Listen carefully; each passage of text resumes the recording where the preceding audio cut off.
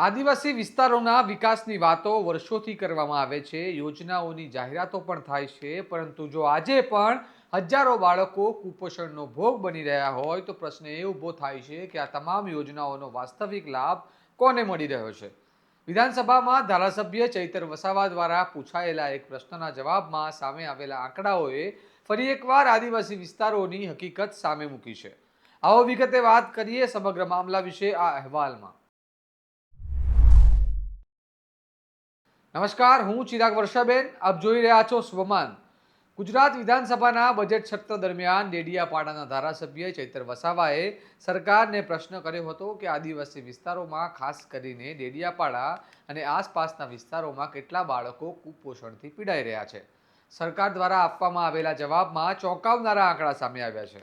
ફક્ત દાહોદ જિલ્લામાં 19,594 બાળકો અને નર્મદા જિલ્લામાં 11,253 બાળકો કુપોષણથી પીડાઈ રહ્યા હોવાનું સામે આવી રહ્યું છે.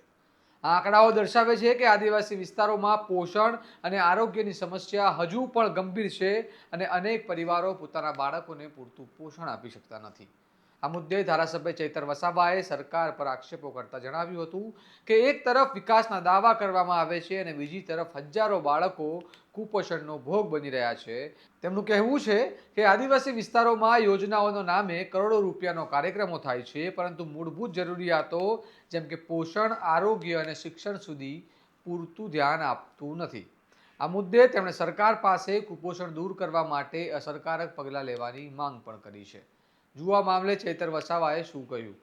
આજે સન્માનીય વિધાનસભાના ગૃહમાં મારા જે તારાંકિત પ્રશ્ન હતા એમાં 23 નંબરનો પ્રશ્ન હતો, નર્મદા અને દાહોદ જિલ્લામાં કુપોષિત બાળકોની સંખ્યા કેટલી છે? ત્યારે સરકારશ્રીના મંત્રી દ્વારા એ આંકડા સહિત મને જાણકારી આપવામાં આવી છે કે નર્મદા જિલ્લામાં 11,253 અને દાહોદ જિલ્લામાં 19,594 બાળકો કુપોષણથી પીડાય છે. સાથીઓ, એક બાજુ ગુજરાત મોડલની વાત થાય છે, એક બાજુ સમાનતાની વાત થાય છે અને એક બાજુ એક એવો વિસ્તાર છે કે જ્યાં લાખો બાળકો પોતાના કુપોષણથી પીડાય છે. જ્યારે પણ સીએમ નો કાર્યક્રમ હોય, મંત્રીનો કાર્યક્રમ હોય, વડાપ્રધાનનો કાર્યક્રમ હોય, 2 કરોડના નાસ્તાના ખર્ચા કરવામાં આવે છે, 7,71,00,000ની ત્યાં ભીડ ભેગી કરવા માટે બસોનો ઉપયોગ કરવામાં આવે છે, 3,335 રૂપિયાની થાળી ત્યાંના મહેમાનો માટે પીરસવામાં આવે છે, 15 કરોડના ડ્રોમ, મંડપ અને સ્ટેજો બનાવવામાં આવે છે, પણ ત્યાંના બાળકોના કુપોષણ દૂર કરવા માટેના ફૂડ બિલો મંજૂર કરવામાં આવતા નથી. જણાવવામાં આવે છે કે ગ્રાન્ટ નથી. આંગણવાડીઓનો પગાર વધારો કરવામાં નથી આવતો, આંગણવાડીઓના ગરમ નાસ્તાના અને ફ્રૂટના બિલો મંજૂર કરવામાં નથી આવતા. જણાવવામાં આવે છે કે ગ્રાન્ટ નથી. ત્યારે અમે આ ગુજરાતની સરકારને કહેવા માંગીએ છીએ, 30 વર્ષના શાસનમાં આ કુપોષિત બાળકોના નિવારણ માટે એમની પાસે કોઈ પ્લાનિંગ નથી, કોઈ એમની પાસે આગળ કોઈ કાર્યક્રમ નથી અને જે પણ ગ્રાન્ટ આ બાળકો માટે આવે છે એ ગ્રાન્ટ અધિકારીઓ અને નેતાઓના પેટમાં જાય છે અને એ ગ્રાન્ટ એમના એનજીઓ દ્વારા સગે વગે કરવામાં આવે છે એવું અમે માનીએ છીએ. ત્યારે જ આજે ગુજરાતના આઝાદીના 78 વર્ષ પછી પણ લાખથી પણ વધારે બાળકો આદિવાસી વિસ્તારમાં કુપોષણથી પીડાય છે. સાથીઓ, બીજો એક પ્રશ્ન મારો હતો કે જે અમારો વિસ્તાર છે એ સેન્ચ્યુરી વિસ્તાર છે, સુરપાણેશ્વર અભયારણ્ય છે, ત્યાં સ્ટેચ્યુ ઓફ યુનિટી અને સાપુતારાને જોડતો ગ્રીન કોરિડોર બનાવવા માટે સરકારે જાહેરનામું પ્રસિદ્ધ કર્યું છે. ત્યારે એ વિસ્તારમાં 21 ગામો અને એમની ગ્રામ પંચાયતોએ 4 વખત ગ્રામ સભાઓમાં આ પ્રોજેક્ટ અમને મંજૂર નથી, અમે એમાં જમીન આપવાના નથી, એ પ્રકારના ગ્રામ સભાઓના સર્વાનુમતે અસંમતિ દર્શાવતા ઠરાવો આપવામાં આવ્યા છે. છતાં પ્રશાસન દ્વારા ત્યાં વસતા આદિવાસી લોકોને જબરજસ્તીથી એમની ખેતીની જમીનો કોઈ પણ જાતના વળતર અને વિસ્થાપન વગર ત્યાંથી સંપાદિત કરવાની તજવીજ ચાલે છે.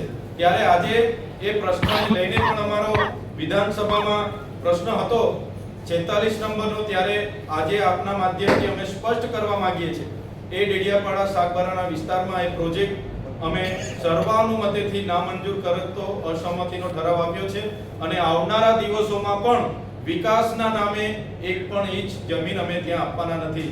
એ જ પ્રકારના સાથીઓ, આજે મારો એક ત્રીજો પ્રશ્ન 55 નંબર પર અમારા વિસ્તારમાં નર્મદાથી પાણી પુરવઠાની એક ઝરવાણી પ્રોજેક્ટ બનવાની છેલ્લા 3 વર્ષથી કામ ચાલે છે. 54 ગામમાં અમે પાણી પૂરું પાડીશું એમ દર્શાવીને કરોડો રૂપિયાના બિલો ચૂકવવામાં આવ્યા છે. આજે એક પણ ગામને એક ટીપું પાણી પણ એ યોજનાથી મળ્યું નથી અને અત્યારે પણ કહેવામાં આવે છે કે તાત્કાલિક અસરથી એ તમને પાણી મળશે. સાથીઓ, આ એક ભ્રષ્ટાચારનો ઉત્તમ નમૂનો છે. કરોડો રૂપિયાની યોજનાઓ બને છે અને એના બિલો પણ ચૂકવાઈ જાય છે, પણ ગ્રાઉન્ડ પર લોકોને પાણી મળતું નથી. નલ સે જલનું ઉત્તમ ઉદાહરણ છે. એનો જે એક ભાગ છે એવી અનેક પાણી પુરવઠા યોજનાઓ ગુજરાતમાં બની છે. ભ્રષ્ટાચાર કરવા માટે એમના નેતાઓ, એમના મળતિયાઓ અને એમના અધિકારીઓએ ભ્રષ્ટાચાર કરવા માટે જ આ પ્રકારની યોજનાઓ કરી હશે એવું અમે માનીએ છીએ. આ ઘટના માત્ર આંકડાઓ પૂરતી સીમિત નથી, પરંતુ એક મોટો સવાલ ઊભો કરે છે કે છેલ્લા ઘણા વર્ષોથી યોજનાઓ ચાલતી હોવા છતાં કુપોષણની સમસ્યા કેમ યથાવત છે? શું પોષણ યોજનાઓ જમીન સ્તરે યોગ્ય રીતે અમલમાં આવી રહી નથી? શું આરોગ્ય અને આંગણવાડી વ્યવસ્થામાં ક્યાંક ખામી રહી ગઈ છે? કારણ કે કુપોષણ ફક્ત આરોગ્યનો નહીં, પરંતુ સમગ્ર સમાજના ભવિષ્યનો પ્રશ્ન છે. હવે જોવાનું રહ્યું કે વિધાનસભામાં ઉઠેલા આ મુદ્દા બાદ સરકાર કયા પગલાં લે છે અને આદિવાસી વિસ્તારોના બાળકોને કુપોષણમાંથી બહાર લાવવા માટે શું અસરકારક યોજનાઓ અમલમાં મૂકે છે. તમારું શું મંતવ્ય છે તમને કમેન્ટ બોક્સમાં જણાવો અને આ વિશ્લેષણવાળા સમાચાર માટે સ્વમાન સાથે જોડાયેલા રહો. વિડીયોને લાઇક, શેર અને ચેનલને સબસ્ક્રાઇબ કરવાનું ભૂલતા નહીં. નમસ્કાર.